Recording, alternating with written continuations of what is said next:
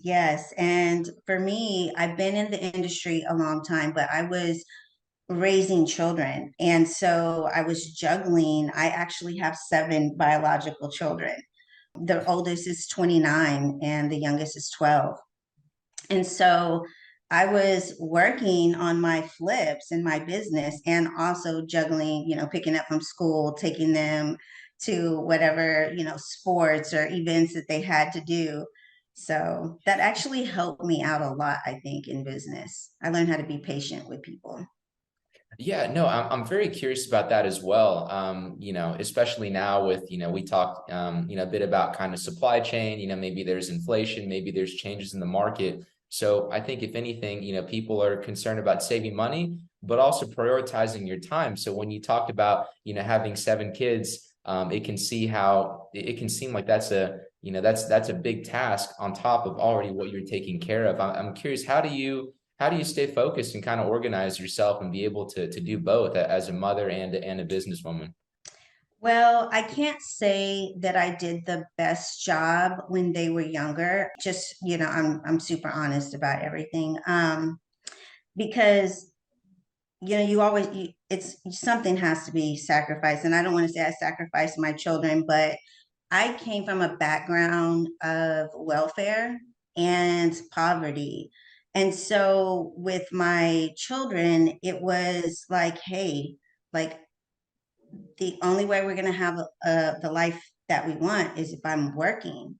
And so for me, they all had jobs. Like my oldest daughter is a chef now because she had to cook and do a lot of the meals. And so like we had to take care of each other and they took care of each other. So I can't say that I was always balanced. Now I have one at home, so it's a little bit easier. And I just try to maneuver around, his schedule. Like I told you, I have my dog here. I have to, in my office, I have to sometimes, like just multitask and do what I need to do for them. So I don't know. That probably didn't answer your question very well, but it's a challenge. It's a challenge sometimes.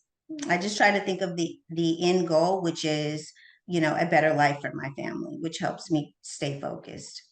Absolutely. And, I find stories like this to be so, number one, interesting, but also remarkable as well. And I'm curious, how do it sounds like there was some sort of mindset shift there, right? If you're going from, dealing with these hard situations and being on welfare to where you're at now, it seems like that can be a tough road, maybe being a bit impatient or maybe, going about things the wrong way. How did you stay focused to be able to get from, where you were to where you are now?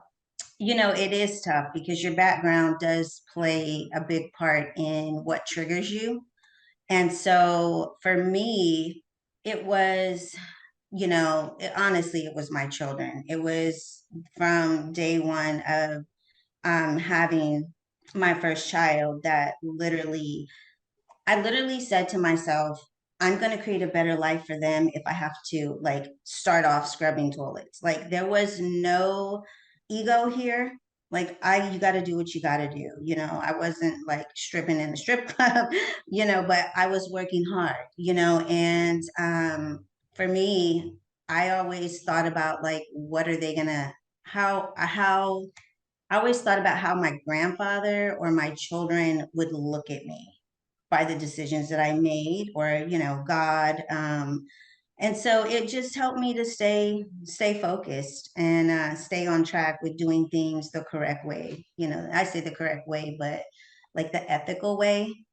Yeah, absolutely. And that's a great way to look at it that people often forget as well is that, obviously, maybe people are counting on you in this case, children, but also thinking about, the people who have come before you, how can you maybe do business or how can you conduct yourself in a way that honors them?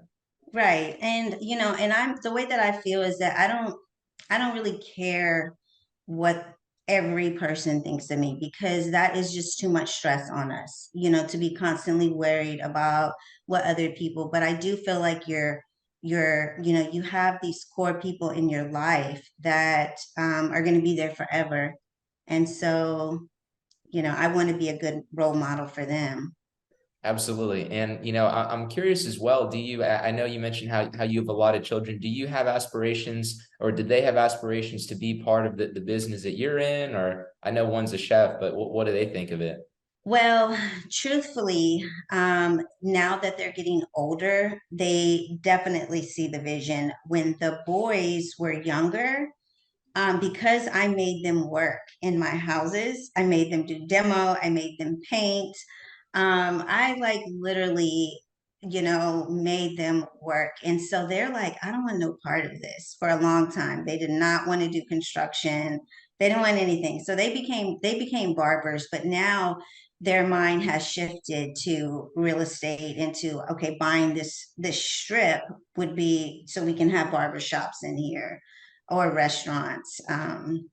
So now, they're definitely changing their tune.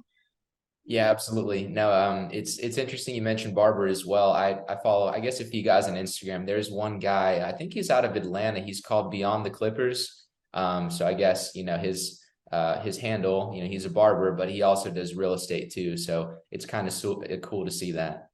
Yeah. Yeah, I think, it's important to, I was just talking to one of my business partners about this yesterday, is that real estate really is a tool, for you to do all of the other things that you love.